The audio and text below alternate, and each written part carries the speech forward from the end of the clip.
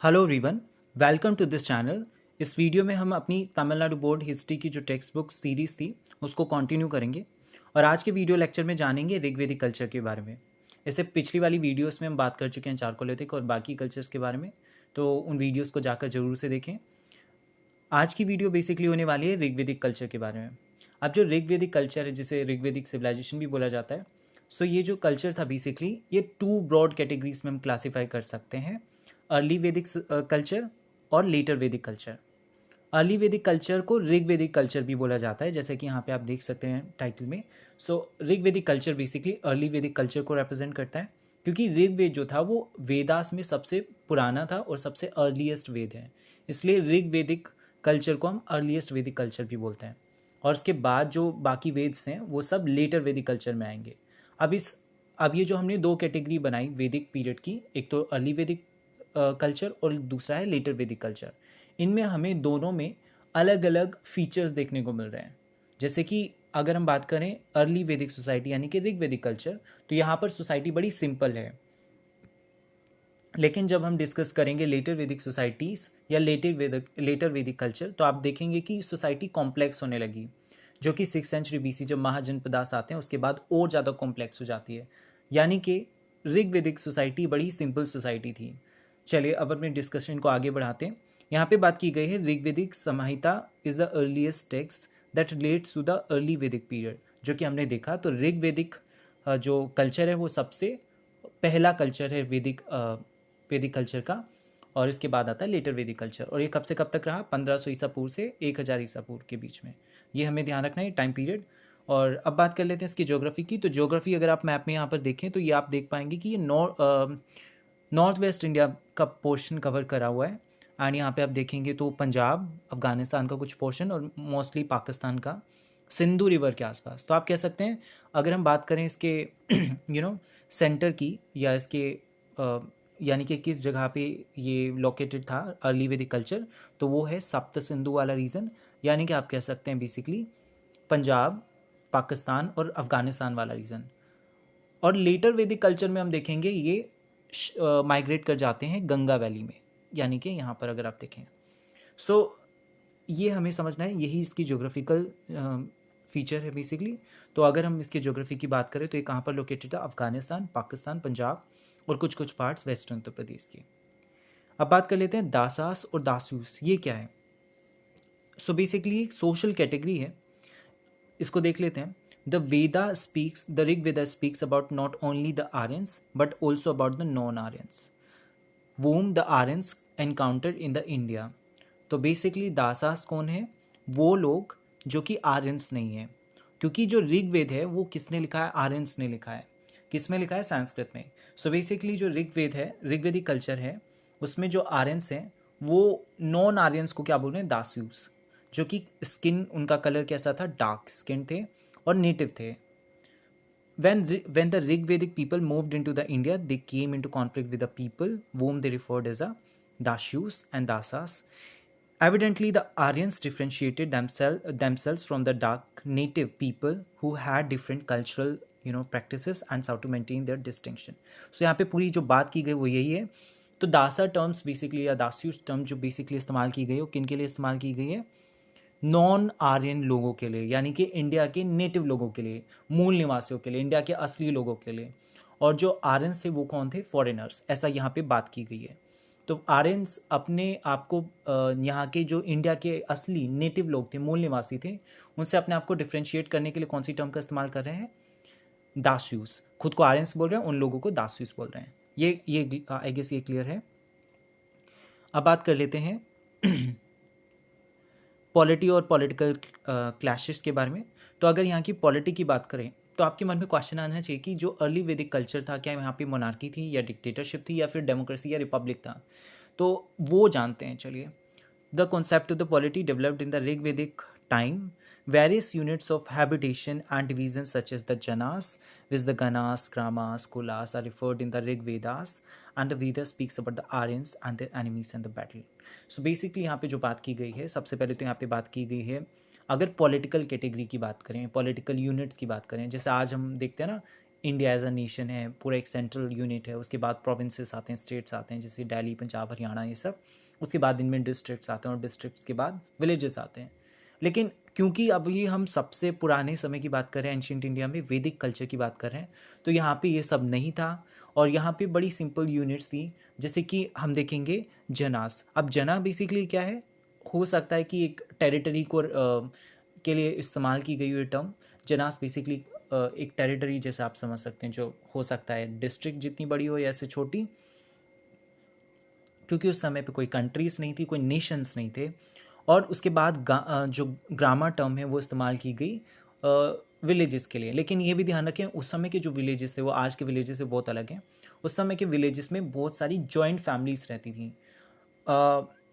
उसके बाद यहाँ पे लिखा हुआ है कुला टर्म। तो कुला बेसिकली हम सब जानते हैं, कुल मतलब फैमिली लीनेज की बात की गई है, तो एक तरह से एक्सटेंडेड फैमिली की बात की गई है। तो अगर आप ध्यान से देखें या ध्यान से सोचें तो जो फैमिली है उसके ही एक्सटेंशन से विलेजेस बन रहे हैं, उसी के एक्सटेंशन से डिस्ट्रिक्ट और जना और बाकी पॉलिटिकल यूनिट्स बन रही है। अगर आप ध्यान से सोचें इस चीज़ को तो आप हिस्ट्री को अच्छे से समझेंगे। एंड यहाँ पे आगे देख लेते हैं, इन्होंने बहुत सारी बैटल्स भी फॉट की। और किससे बैटल इनकी हुई? जाहिर सी बात है, जो नेटिव लोग रहे होंगे यहाँ के, नेटिव मतलब भारत के मूल निवासी। So the battles were fought more for the cattle's material wealth and war booty acquired was shared. अब यहाँ पे इसका क्या मतलब है? देखिए, अभी मैंने जो बैटल बताई वो बैटल थी आर्यंस की नॉन आर्यंस के साथ।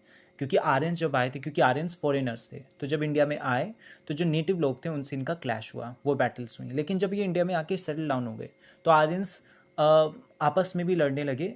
किसके लिए? रिसोर्सेज के लिए। जैसे कि आप समझें कि एक ट्राइबल हेड है, वो दूसरे ट्राइबल हेड से लड़ेगा और दूसरे जो ट्राइब है उसके रिसोर्सेज को छीन लेगा। ये एक तरीका हुआ करता था इस समय पे वेल्थ को एक्वायर करने का। ओके, आई गेस ये चीज़ें क्लियर है। एंड उसको फिर सभी में बांट दिया जाता था, लेकिन जो लीडर हुआ करता था उसके पास ज़्यादा होता था। तो मैंने अभी जब बात की थी पॉलिटिकल सिस्टम की, तो यहाँ पे हमें ये भी समझना है कि पॉलिटिकल सिस्टम पे यहाँ पे मोनार्की नहीं है, क्योंकि किंग नहीं है। और यहाँ पे कोई परमानेंट आर्मी भी नहीं है, ना ही कोई परमानेंट टैक्सेशन है जैसा आज हो रहा है। देखिए, हिस्ट्री के इवेंट्स को समझने के लिए आपको हिस्टोरियन की तरह सोचना होगा। यानी कि आपको ये सोचने की ज़रूरत है, जो आज चीज़ें हैं वो वैसी एग्जिस्ट नहीं करती थी पास्ट में। और हर चीज़ का एक एवोल्यूशन रहा। जैसे आज टैक्स हम दे रहे हैं, आज जो मोनार्की है या डिक्टेटरशिप है या फिर कॉन्स्टिट्यूशनल मोनार्की या फिर डेमोक्रेसी है, वो सब का एवोल्यूशन हुआ है कहीं ना कहीं, और सबकी रूट्स हमें हिस्ट्री में देखने को मिलती हैं। और अभी जो हम ये बात कर रहे हैं ऋग्वेदिक सोसाइटी की, ये एक ऐसी सोसाइटी थी जो बड़ी सिंपल सोसाइटी थी और ट्राइबल सोसाइटी थी टू सम एक्सटेंट, राइट। सो ये एक ट्राइबल सोसाइटी थी जिसमें कोई लीडर नहीं है किंग जितना पावरफुल। यानी कि यहाँ पे कोई किंग नहीं है, यहाँ पे कोई टैक्सेशन नहीं है, परमानेंट आर्मी नहीं है, पर लीडर्स हैं और लीडर भी बहुत पावरफुल नहीं है। लीडर पावरफुल नहीं क्योंकि वो टैक्स नहीं ले रहे हैं, परमानेंट टैक्स नहीं ले रहे हैं, उनके पास कोई स्टैंडिंग आर्मी नहीं है, बल्कि वो क्या कर रहे हैं, वो बैटल्स फाउट कर रहे हैं और दूसरे ट्राइब जो थी उससे वेल्थ एक्वायर कर रहे हैं, उसके रिसोर्सेज को छीन ले रहे हैं और उसी को शेयर किया जा रहा है ट्राइब्स में। तो ऐसे हमें समझना है। अगर आप इन चीज़ों को और गहराई से समझना चाहते हैं तो I created a video on the what is civilisation, वो वीडियो जरूर से देखें ताकि आपको समझ में आएगा सोशल फॉर्मेशन कैसे होता है। एंड सोशल फॉर्मेशन बड़ा इंपॉर्टेंट है, और ये बुक भी अमर फारूकी सर की। Anyway, so let's back to the topic. So they walked the support of the gods in their battle, and they strongly believed that the prayer and the sacrifice ritual could offer the support in their mundane life, and the god Indra is called the Purandara. So basically ये पूरी जो बातें हैं यहाँ पे कही गई हैं वो ये हैं कि अभी बैटल्स जो हो रही हैं, तो बैटल्स में जीतने के लिए ये क्या करते थे, अलग अलग डेटीज़ को वर्शिप करते थे, उनके लिए प्रेयर करते थे और कुछ कुछ रिचुअल्स परफॉर्म करते थे, ताकि वो डेटीज़ यानी कि जो डेटी मतलब बेसिकली ईश्वर हैं उनको खुश कर पाएँ। और इस समय कौन से ईश्वर हैं? इंद्र, सोम, अग्नि, उसी तरह से उषा, ये सारे ईश्वर हैं। और जो अभी हम पौराणिक हिंदुज़म की बात करेंगे, जैसे शिव, दुर्गा, शक्ति, विष्णु, ये सब अभी नहीं आए, ये सब पौराणिक हिंदुज़म में आएंगे। अभी जो है वो ऋग्वेदिक गॉड है। ऋग्वेदिक गॉड कौन कौन से हैं? इंद्र, सोम, उषा, ये सब। एंड इंद्र को पुरंदर भी बोला जाता था, इसका मतलब है जो सेटलमेंट्स हैं उनको डिस्ट्रॉय करने वाले। तो हिस्टोरियंस इस सब चीज़ का इस्तेमाल करते हैं ये समझने के लिए कि अगर किसी गोड को का नाम पुरंदरा है, जिसका मतलब है कि सेटलमेंट्स का डिस्ट्रॉय करने वाला, तो इसका मतलब है कि इन गोड को इसलिए पूजा जा रहा है कि यहाँ पर बैटल्स में दूसरी सेटलमेंट्स को डिस्ट्रॉय कर सके और उनसे रिसोर्सेज को छीन सके। तो ये सारी चीज़ें हैं जो हमें समझने की ज़रूरत है। Bharatas and the Trishus were the ruling Aryans clans who were supported by the Vasistha, the priest, and the region of the India was named the Bharata Varsha after the tribe of the Bharatas. अब ये important है, जो India का जो idea है, the concept of the Bharat Varsha, उसकी roots हमें ऋग्वेदिक society, ऋग्वेदिक culture से देखने को मिलती है। यहाँ पे आप देख पाएंगे भारता टर्म का इस्तेमाल किया गया है और इसी क्लेन का इस्तेमाल किया गया। क्लेन बेसिकली क्या होता है, बहुत सारी फैमिलीज़ को अगर हम मिला दें तो क्लेन बनता है। ठीक है, हम इन पे भी मैं इस पर एक सेपरेट वीडियो बनाऊंगा, क्लेन, ट्राइब और फैमिली, लीनेज, इन सब में फ़र्क क्या होता है। लेकिन अभी फ़िलहाल के लिए इतना समझ लें कि क्लेन बेसिकली बहुत सारी फैमिलीज़ को कंबाइन कर दे तब हमें तब क्लेन बनता है। तो भारता क्या था, एक क्लेन था, आप कह सकते हैं फर्स्ट नेशन भी कह सकते हैं आप इसको इंडिया का। एंड इन्होंने इसी के नाम पे भारतवर्षा का नाम पड़ा इंडिया का। तो जो भारता क्लेन था was opposed by the 10 chiefs and the 5 out of them were the Aryans, and this battle known as the Battle of the 10 Kings। Battle of 10 Kings बड़ी इंपॉर्टेंट बैटल है। और इसमें क्या हुआ, जो भारता क्लेन था, अभी हमने देखा भारता क्लेन, उनको 10 चीफ जो थे उन्होंने अपोज किया, और उनमें से 5 जो थे वो आर्यंस ही थे। और इसी बैटल को बैटल ऑफ 10 किंग्स बोला जाता है, जो कि कहाँ पे होती है, पुरुषनी नदी, पुरुषनी जो रिवर थी उसके पास, जो कि कहीं ना कहीं हम ऐसा हिस्टोरियंस मानते कि रावी नदी का एक नाम था। सो इस बैटल में सूदास जो था वो जीत जाता है and he became the important leading dominant. पूरे भारता क्लेन में उनका डोमिनेंस आ जाता है, यानी कि सूदा जो एक तरह से आप कह सकते हैं लीडर थे उनके इस पूरे क्लेन के, भारता क्लेन के, वो जीत जाते हैं और भारता क्लेन का डोमिनेंस एस्टेब्लिश हो जाता है। एंड कौन हारता है, सूदा जीत जाते हैं, पुरुष हार जाते हैं। Purus were one of the defeated clan जो हार जाते हैं। सो पुरुष एंड भारतास दोनों एक अलायंस बनाते हैं और बाद में कुरु क्लेन फॉर्म करते हैं। कुरु आपने सुना होगा ना, महाभारत कुरु पांचाल, उसी तरह से। And later Kuru allied with the Panchala and establish their control of the upper Ganga valley. So ये जो महाभारत का कुरु पांचाल है, ये इसकी ओरिजिन भी हमें यहीं से देखने को मिलता है। सोशल डिविजन्स की बात करें, सोशल डिविजन्स मतलब क्या, यहाँ पे क्लासेस थी अलग अलग, रिच पुअर, या फिर क्या यहाँ पे कास्ट सिस्टम था या वर्ण सिस्टम था, वो सब देखते हैं। तो अगर हम बात करें, सबसे बड़ा जो डिवीज़न था यहाँ पे वो था आर्यंस और नॉन आर्यंस के बीच में, यानी कि आर्यंस और दासूस के बीच में। और वर्ण जो टर्म है वो यहाँ पे इस्तेमाल की गई है, लेकिन उसका जो कॉन्टेक्स्ट वो कास्ट सिस्टम या फिर बर्थ से नहीं जुड़ा हुआ है, बल्कि कहीं ना कहीं वो कलर से जुड़ा हुआ है। तो जो फेयर स्किन थे वो आर्यंस थे और डार्क स्किन कौन थे, दासूस या नेटिव आप कह सकते हैं। ऋग्वेदिक जो ऋग्वेदा है वो रिफर करता है आर्य वर्णा और दासी वर्णा के बारे में। तो शुरुआत में ब्राह्मणा इस तरह के वर्ण नहीं थे, ब्राह्मण, क्षत्रिय, वैश्य, शूद्रास, बल्कि आर्य और दासूस वर्णा थे। और इन वर्णा का इस्तेमाल जो किया गया वो किस बेसिस पे किया गया, कलर के बेसिस पे, फेयर एंड डार्क स्किन। और बाकी भी सोशल कैटेगरीज रही, जैसे कि वॉरियर्स, प्रिस्ट और बाकी कॉमन लोग। शूद्रा जो कैटेगरी थी वो बहुत बाद में हमें देखने को मिलती है, अभी नहीं है। स्लेवरी हमें यहाँ पे इतनी देखने को नहीं मिल रही है। The slavery was common and the slaves were given as a gift to the priest, but there was no reference to the wage labour. So यहाँ पे बोला गया है कि स्लेवरी जो है वो एग्जिस्ट करती थी इस समय, और स्लेव्स को गिफ्ट्स के रूप में प्रिस्ट को दिया जाता था, but there no reference to the wage labour. Wage labour वो व्यक्ति है जो लेबर परफॉर्म करने के बदले वेजेस ले रहा है, तनख्वाह ले रहा है, वो एग्जिस्ट नहीं करता था इस समय।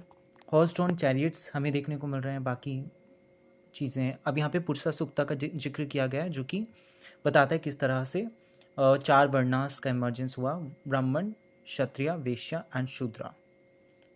और यहाँ पे बात की गई ब्राह्मण जो है वो पुरुषा, एक जो डिवाइन है, डिवाइन बीइंग है, उनके हेड माउथ से निकले हैं, क्षत्रियास उनके आर्म से निकले हैं, वैश्यास उनके थाई से निकले हैं और शूद्रास उनके फीट से निकले हैं। ऐसा यहाँ पे पुरुषा सूक्ता में मेंशन किया गया है। अब बात कर लेते हैं ट्राइब और फैमिलीज़ की। तो ट्राइब और फैमिलीज़ के बारे में बात करें तो हम यहाँ देखेंगे कि जना टर्म का इस्तेमाल किया गया है ट्राइब के लिए। अब ट्राइब, क्लेन, फैमिलीज़ ये आपको क्लियर होना चाहिए और इसके ऊपर भी एक वीडियो जल्दी आएगी। जना बेसिकली इस्तेमाल किया गया ट्राइब्स के लिए। एंड तो ऋग्वेद में 21 टाइम्स में जना शब्द का इस्तेमाल देखने को मिलता है। हालांकि अभी हमें जनपदा टर्म का इस्तेमाल देखने को नहीं मिला। जनपदा, महाजनपदा अभी जो आपने सुना होगा 6th सेंचुरी BC में। उसके बाद अब देख लेते हैं वुमेन का स्टेटस किस तरह का था। वुमेन का स्टेटस यहाँ पे लगभग बेटर था, मतलब लेटर वैदिक सोसाइटी से अगर कंपेयर करें तो लेटर बेटर था। यानी कि अगर हम लेटर वैदिक सोसाइटी में देखें तो वुमेन सबऑर्डिनेटेड हो जाती हैं, मार्जिनलाइज्ड हो जाती हैं, लेकिन इस समय हमें वुमेन का स्टेटस काफ़ी रेस्पेक्टेबल पोजीशन में देखने को मिल रहा है। एंड लेकिन ये जनरलाइज करना गलत है कि वुमेन इस समय काफ़ी प्रिविलेजेस पोजेस करती थी और वुमेन की सिचुएशन बहुत बहुत बेटर थी, ऐसा नहीं था। सोसाइटी पेट्रियार्कल ही थी। और ऋग्वेद में ऐसे बहुत सारे सूक्तास हैं, बहुत सारे हाइम्स जो कि बताते हैं मेल प्रेफरेंस देते हैं मेल चिल्ड्रन के लिए, यानी कि सन के लिए, ना कि डॉटर्स के लिए, जो दिखाते हैं पेट्रियार्कल नेचर को सोसाइटी के। और साथ ही में ये भी दिखाने की कोशिश कर रहे हैं, मतलब यहाँ पे हम देखेंगे कि डोमिनेंस किसका है, मेल का सोसाइटी में। एंड यहाँ पे मैरिज में बात करें, पॉलीएंड्री बेसिकली है जो कि, एंड विडो रीमैरिज नहीं है यहाँ पे। विडो रीमैरिज है यहाँ पर, एग्जिस्ट करती थी इस सोसाइटी में, जिस वजह से हम कहते हैं काफ़ी लिबरल सोसाइटी थी ये। इकनॉमी की बात करें, एग्रीकल्चर की शुरुआत में तो ये जो ऋग्वेदिक सोसाइटी थी वो पेस्टोरल सोसाइटी थी, एग्रीकल्चर इतना प्रैक्टिस में नहीं था। आर्कियोलॉजिकल एविडेंस ये दिखाते हैं कि कहीं ना कहीं एग्रीकल्चर ऋग्वेदिक पीपल करते थे, लेकिन वो मेन स्टे नहीं था उनका। प्लस शेयर के एविडेंसेस मिले हैं इसमें, क्षेत्रा जो कि टर्म है कृषि के लिए इस्तेमाल की जाती है, और बाकी टर्म्स का इस्तेमाल किया जाता है। लेकिन फिर भी ये ध्यान रखना हमें, ये एग्रीकल्चर किया जाता था लेकिन वो मेन ऑक्यूपेशन नहीं था, बल्कि पेस्टोरल इकनॉमी थी ये काफ़ी हद तक। और पेस्टोरल अगर हम बात करें, देखिए यहाँ पे लिखा हुआ भी है, तो cattle rearing was important economic activity for the Aryans, although they practised agriculture, kettles were considered the wealth. So cattle से समय वेल्थ समझे जा रहे हैं। जैसे कुछ टर्म्स है, जैसे गविस्ती जो कि इस्तेमाल की गई है काउस के लिए, गोस्टी जो कि काउस से ही निकला है, एक टर्म है। तो ये सारी चीज़ें दिखाती हैं कहीं ना कहीं पेस्टोरलिज्म एक इम्पोर्टेंट इकोनॉमिक एक्टिविटी थी। क्राफ्ट प्रोडक्शन की बात करें तो कोपल अलोए और कोपल मेटल्स का हमें इस्तेमाल देखने को मिल रहा है, ब्रॉन्ज का इस्तेमाल देखने को मिल रहा है। ये आयर्स टर्म्स का इस्तेमाल करें। हालांकि एक चीज़ हमें ध्यान रखनी है कि यहाँ पे आयरन का इस्तेमाल नहीं हो रहा है, आयरन का इस्तेमाल नहीं हुआ है, लेकिन कुछ कुछ एविडेंसेस हैं जो दिखाते हैं कहीं ना कहीं बाकी मेटल्स के एविडेंसेस को, जैसे कॉपर, ब्रॉन्ज, गोल्ड और बाकी एविडेंसेस। अब बात कर लेते हैं ट्रेड और एक्सचेंज के बारे में। तो ट्रेड एंड एक्सचेंज, यहाँ पे एक वर्ड है पान, जिसका मतलब बेसिकली बार्टर सिस्टम मानते हैं हिस्टोरियंस, यानी कि यहाँ पे करेंसी नहीं हुआ करती थी, एक्सचेंज होता था वो बार्टर सिस्टम में हुआ करता था। निष्का टर्म है जो कि गोल्ड और सिल्वर ऑर्नामेंट्स के लिए यूज़ की जाती थी बार्टर सिस्टम में। तो कहीं मतलब कॉइन नहीं थे, लेकिन एक टर्म है निष्का, जो कि एक गोल्ड या सिल्वर ऑर्नामेंट था जो कि इस्तेमाल किया जाता था बार्टर में। बार्टर मतलब एक चीज़ के बदले दूसरी चीज़ को एक्सचेंज करना, एक्सचेंज था, चीज़ों को एक के बदले एक एक्सचेंज किया जा रहा है, बल्कि ये यहाँ पे कोई करेंसी नहीं है। ट्रांसपोर्ट, बुलोक कार्ट्स, हॉर्सेस जैसी चीज़ों का इस्तेमाल किया जा रहा है। पॉलिटी एडमिनिस्ट्रेशन की बात करें, जो अभी हमने बात की थी कि किस तरह का पॉलिटिकल सिस्टम रहा यहाँ पे, क्या मोनार्की थी या डेमोक्रेसी थी, नहीं, यहाँ पे क्या था बेसिकली, यहाँ पे ये एक ट्राइबल सोसाइटी थी, जैसे कि हमने बात की थी। यहाँ पे मेन पॉलिटिकल हेड कौन हुआ करता था, जिसको माना जाता था राजन्स। अब ये राजन बेसिकली आज के जो फॉर्मल किंग्स हैं, क्वींस हैं, उनसे बहुत अलग हैं, क्योंकि इनकी पावर्स अलग हैं। इधर कोई स्टैंडिंग आर्मी नहीं है, इधर कोई परमानेंट टैक्सेशन का एडमिनिस्ट्रेशन या सिस्टम नहीं है, बल्कि इनको गिफ्ट्स मिलते थे। एंड ये जो वेल्थ होता था जो एक्वायर करते थे बूटीज़ में, या फिर जब बैटल्स हुआ करती थी, तो वो वेल्थ को शेयर करते थे आपस में। तो प्राइवेट प्रॉपर्टी का भी कॉन्सेप्ट नहीं था इस समय। समिति जैसे शब्द का जिक्र मिलता है, जिसका मतलब है कहीं ना कहीं असेंबली से, पॉलिटिकल असेंबली जैसा आप कह सकते हैं, इंडियन पार्लियामेंट से कंपेयर आप कर सकते हैं इनको। वैदिक सोसाइटी काफ़ी हद तक मिलिट्रिस्टिक सोसाइटी थी जो कि मिलिट्री पे काफ़ी हद तक बेस्ड थी। एंड सभा का जिक्र मिल रहा है, समिति, विधाता, गणा, इन सब का जिक्र मिल रहा है, जो कि कहीं ना कहीं पॉइंट आउट करता है एक पंचायत या फिर एक पार्लियामेंट या ग्रुपिंग को कहीं ना कहीं। पुरोहित, जो कि पृष्ठ के लिए इस्तेमाल किया गया है, वो एडवाइस करते थे किंग को क्या करना सही है क्या करना गलत है, इस तरह से। और यहाँ पे सेनानी टर्म का इस्तेमाल किया गया आर्मी के लिए, आर्मी के चीफ के लिए। टैक्स कलेक्शन का कोई एविडेंस नहीं मिला है। बलि जैसी चीज़ें मिल रही हैं जो कि लोगों का एक कंट्रीब्यूशन है, वो भी वॉलेंट्री है, ध्यान रखना हमें। एंड उसके बाद वैदिक रिलीजन की बात करें तो वैदिक रिलीजन की अगर हम बात करें तो रिचुअल्स बड़े इंपॉर्टेंट थे इधर। रिलीजन जो था वो काफ़ी हद तक नेचर वर्शिप की कॉन्सेप्ट में था, जैसे सन, मून और रिवर्स, माउंटेन्स, रेन, इन सबको डिफाइन किया गया एज अ डिवाइन समथिंग जो ईश्वर है, यानी कि नेचर वर्शिप की जा रही है। नेचर वर्शिप क्यों की जा रही है? क्योंकि देखिए नेचर से आपको चीज़ें चाहिए तो आप नेचर को वर्शिप करना शुरू करेंगे। इसलिए काफ़ी हद तक ये इनका जो रिलीजन था वो नेचुरलिस्टिक था एंड पॉलिथिस्टिक था, मतलब कोई एक ईश्वर नहीं था जिनको ये पूछते थे। इंद्र इनमें सबसे इंपॉर्टेंट थे, जिनको पुरंदर भी कहा जाता था। अग्नि, सूर्य, सोम, उषा, बाकी ईश्वर थे। वरुणा जैसे भी ईश्वर हमें देखने को मिल रहे हैं। हालांकि इंटरेस्टिंगली यहाँ पे कुछ रेफरेंसेस मिलते हैं, जैसे रुद्रा जो कि शिव के लिए इस्तेमाल किया जाता है, लेकिन एग्जैक्टली ये वही थे, we are not sure about it. And rituals को एज अ सोल्यूशन देखा गया काफ़ी डे टू डे प्रॉब्लम्स का, जैसे कि किसी को सन चाहिए उसके लिए रिचुअल परफॉर्म किए जाते थे। किसी को फसल अगर उसकी फर्टिलिटी बढ़ानी है, फसल या इरिगेशन के लिए, तो हम इंद्र को पूछना शुरू करेंगे, वो बरसात होगी उस तरह से। अगर आपको याद होगा कि आपने कभी देखा हो बचपन में, जब गोवर्धन पर्वत को कृष्ण ने उठाया था, वहाँ पे हमें क्लैश देखने को मिल रहा है पुरानी गोट का किसके गोट, वैदिक गोट्स के साथ, क्योंकि वहाँ पे हम देखेंगे कृष्ण जो कि पुरानिक गोट थे और जो इंद्र हैं वो एक वैदिक गोट हैं, उनके बीच में क्लैश देखने को मिल रहा है। ये मैं इसलिए बता रहा हूँ ताकि आप समझें कि वैदिक गॉड अलग है, पुरानी गॉड अलग है, और हिंदुज़्म इन्हीं जो हिंदुज़्म की रूटें हैं, सनातन की रूटें हैं, वो यहीं से हमें देखने को मिलती हैं। कैरेक्टरिस्टिक्स की बात करें सोसाइटी की, तो यहाँ पे हमें ट्राइबल ग्रुप्स देखने को मिलते हैं, आर्यंस भी और नॉन आर्यंस भी, जो कि नेटिव थे। एंड धीरे धीरे करके हमने देखा कि पेस्टोरलिज्म इम्पोर्टेंट था यहाँ पे, एंड कैटल्स इम्पोर्टेंट थे जिनके लिए क्लैश भी होते थे, लड़ाइयाँ होती थी। और आर्कियोलॉजिकल साइट्स काफ़ी हद तक सजेस्ट करती हैं कि क्राफ्ट प्रोडक्शन होता था, मेटल का इस्तेमाल करते थे, कारपेंट्री, पॉटरी जैसी चीज़ों का भी इस्तेमाल किया जाता था। आई होप कि आपको वीडियो पसंद आई होगी। कोई भी अगर आपको कोई डाउट है तो आप वीडियो के कमेंट सेक्शन में पूछ सकते हैं। वीडियो को लाइक करें और चैनल को सब्सक्राइब करें और अपने फ्रेंड्स के साथ शेयर करें ज़्यादा से ज़्यादा। Thanks for watching the video.